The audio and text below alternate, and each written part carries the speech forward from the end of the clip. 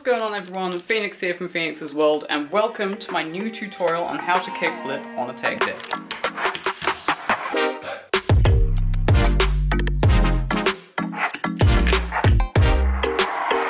So, in this tutorial I'm going to go through how to do a kickflip on a tech deck step by step, and also go through some common problems and how to fix them. So some people might find this trick really easy to start off with, or some people might find it easier to do other tricks first, like tray flips or even varial heel flips. Most importantly, you just want to already have your ollies down.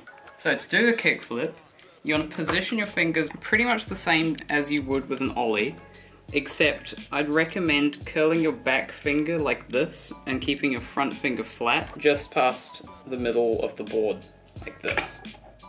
Just as long as your fingers are comfortable and you have a decent amount of fingers on the board. You don't want to be too much on your fingertips, otherwise it's just not going to do anything. So the kickflip motion is like a modified version of the ollie. Pop the board down just like it's an ollie, but instead of using your front finger to just guide the board straight around and land as fast as possible like this, so kind of up down. The kickflip is more of a pop, pull to the side, and let your hand kind of hang in the air for a second until the board's finished rotating before you bring that hand down.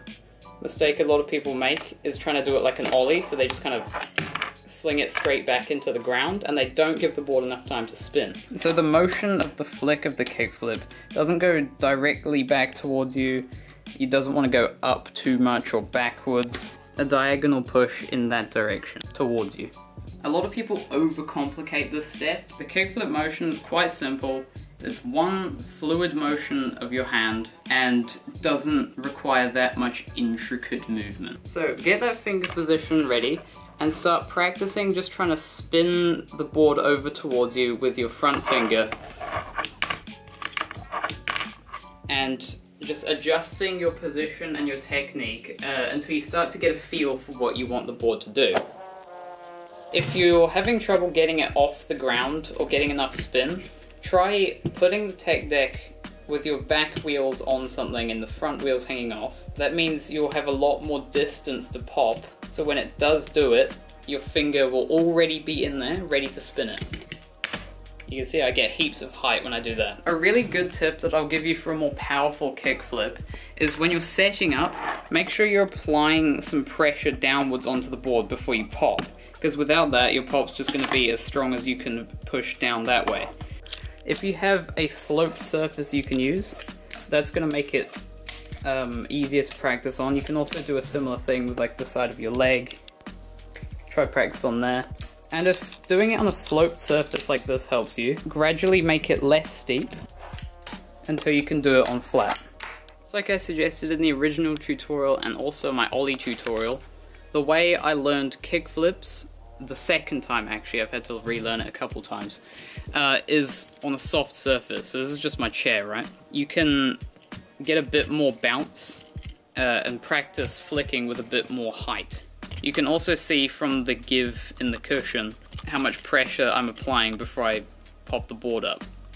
So you can start to learn the kickflip rolling or stationary, but it's going to be easier if you do a slight roll back before you pop if you want a bit more height. Alternatively, you can just practice riding fakie or backwards and then popping the board up. If you've been trying this for a minute and you're starting to get the hang of spinning the board over, a problem that you might run into is accidentally spinning the board that way as well, like a varial.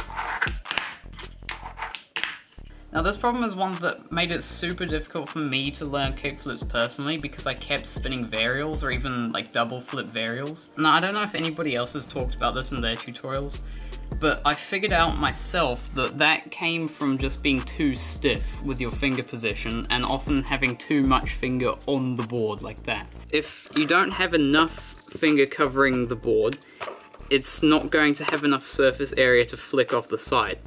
If you have too much of it, it's not going to spin.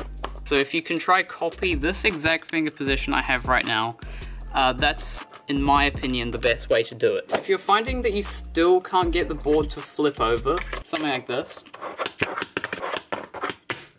then you can actually help fix that problem by slowing down the kickflip. Start from too slow to even do it, then apply more pressure, go faster and faster until you can feel your finger start to graze the edge of the board when you pop it. That's what you want. Then start to speed that up until the board's spinning faster.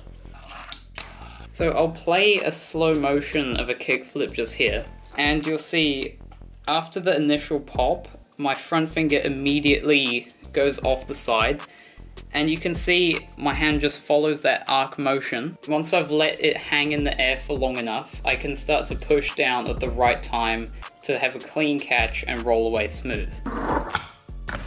Once you want to get your kickflips higher, you want to be able to kickflip over stuff and onto stuff. Let me give you some tips on learning that. Say you want to kickflip over a big obstacle like this brick here. The way that you do that is by flicking the board vertically more off this corner. This is the same way that you kickflip higher on a real skateboard. Pop and flick upwards more in that direction. And that should help you get some more height. Whoa, my camera just zoomed in by itself. Okay, that's all of the tips that I can think of for now, but if you think of some of your own, please leave them in the comments below so you can help out some other people. Comment below if you're still struggling. Also, if you message me on my Instagram, which is linked in the description, and this is my username, send me a video of an attempt, and I will send you some videos back, giving you some tips and advice on how to fix any problems that you have. Check out my channel for some other tutorials such as these. Leave a like if you found this helpful. Keep practicing, and good luck with it. See you in the next video. Peace.